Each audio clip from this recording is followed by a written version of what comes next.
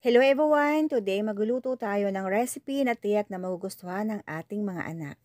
Sa isang pan, maglagay tayo ng 4 tablespoon ng cooking oil. Once na mainit na yung ating cooking oil, ilagay natin ang sweet hams and hot dogs. So ayan, hiniwa ko lang yan ng medyo may kaliitan. Haluin lang natin ng madalas upang pantay yung ating pagkakaprito. Medyo nag-dark na, pwede na nating ahunin. Isayan natin sa isang bowl, then set aside. Bawasan natin ng konti yung ating cooking oil, then sundan natin ang bawang at sibuyas.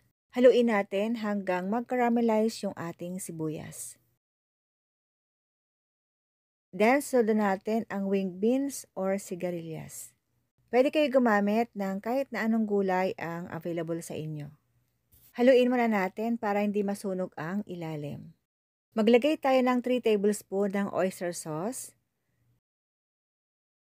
Mag-add tayo ng 1/2 cup ng water para maluto yung ating gulay. Pagkatapos natin mahalo, maglagay tayo ng konting paminta. Konti lang para hindi maanghang sa ating mga anak. Then maglagay tayo ng konting asin. Haluin natin ulit, then takpan natin ng 3 minutes. After 1 minute, haluin natin para pantay yung pagkakaluto ng ating gulay. Then, takpan natin ulit ng 2 minutes. After 2 minutes, haluin muna natin. Huwag niyong i-overcook yung gulay. Then, lagay natin on top yung ating fried sweet hams and hot dogs.